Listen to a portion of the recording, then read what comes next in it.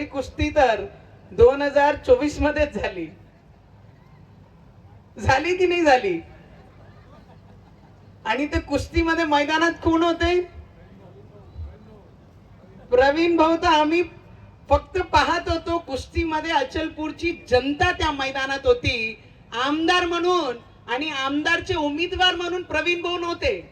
कारण ती कुस्ती खेळण्याचा आणि त्याला विनर करण्याचं काम जर कोणी केलं असेल तर या मतदारसंघाचे जनतानी केला आणि त्या जनताचं पूर्ण क्रेडिट है. मैदान में तो जीतना जरूरी है, पर मैदान में टिकना उससे भी ज्यादा जरूरी है. और हम मैदान छोड़ के जाने वालों में से नहीं है. मैदान में टिकेंगे भी और भगवा झंडा भी लगाएंगे. उसके सिवाय ये मैदान छोड़ने वाले नहीं. जैसे कबड्डी हमारे कुश्ती में मैदान में जैसे लोग मट्टी लेकर सिर पे लगाते हैं ना, तो हम भी राजकीय मैदान में वैसे ही मिट्टी लगा के सिर को इस मैदान में खड़े हुए हैं. तो किसी से डरने वाले नहीं है. पर ऑपोजिशन के लोग, जब महिला बिल रिजर्वेशन कैंसिल होता है तब रूपाली ताई जैसे, हमारे कुछ जैसे लोगों की, निवेदिता ताई, चौधरी ताई जैसे लोग, जो महिला एक सक्षम राजकीय क्षेत्र में काम करती है, और ऑपोजिशन के वजह से कल हमारा जे आपला महिला आरक्षण बिल आला होतं त्याला अपोज करण्याचं काम जे ऑपोजिशननी केलं त्याला उत्तर आपण सगळे मिळून देणार आहे. सगळे महिलांना माझा प्रश्न आहे, आपण ऑपोजिशनला उत्तर देणार की नाही? किती महिलांना वाटते आरक्षण बिल आलं असतं तर आम्हाला खूप मोठी मदत झाली असते? त्यांनी हात वरती करून दाखवा. पुरुषांना विचारते, तुम्ही भाऊ आमच्या मागे आहे ना?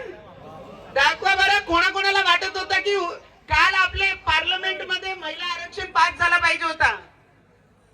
सगळ्यांनी हात वरती करून सांगा बरं. आहे ना? वैसे ही हमारी जिल्हा, आमचा जिल्हा महिलांवर प्रेम करणारा जिल्हा आहे. कारण उषाताई पासून माझेपर्यंत खासदारकी, आमदारकी सगळी महिला, आणि आता रुपाली ताई आणि मातने भाऊला तुमच्या भविष्यासाठी मी खूप शुभेच्छा देते. जे तुम्ही इथे विषय मांडले ते आमदार म्हणून आमचे प्रवीण भाऊ त्याचाही सुद्धा पाठपुरावा करतील आणि लवकरात लवकर ते काम सुद्धा होईल. पर मैं आप लोगों को सबको इतना ही विनंती करूंगी, इंडोर स्टेडियम बने, बड़े रोड्स बनाने हैं. हमारे स्टेडियम में जितने खिलाड़ू खेलेंगे, आमचे तडस साहेबांनी आता मांडलं की महाराष्ट्र कुस्ती खेळणारे जे विनर आहेत त्यांना नोकरी भेटतात.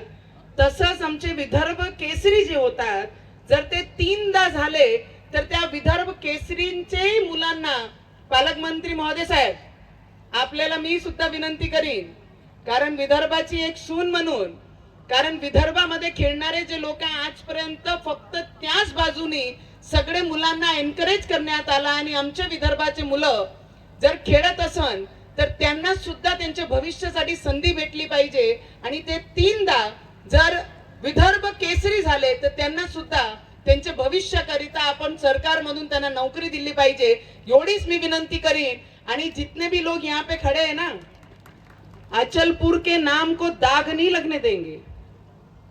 अगर कोई दाग लगाने की कोशिश करेगा तो सामने सबसे पहला हम खड़े होंगे. ये याद रखना. पद गया है, हिम्मत से नहीं आ रहे. कल भी मैदान में थे, आज भी मैदान में और कल भी मैदान में रहेंगे. तो सामने वालों ने याद रखना, पद से हार सकते हैं पर उम्मीद और ताकत उतनी कल भी थी और आज भी है. साथ दोगे ना हमारा कि नहीं? चलो एक बार जोरदार जय श्री राम. आवाज आनी चाहिए पूरे गांव में. जय श्री राम. खूप खूप धन्यवाद. मातने भाऊ, तुमचं मनापासून अभिनंदन.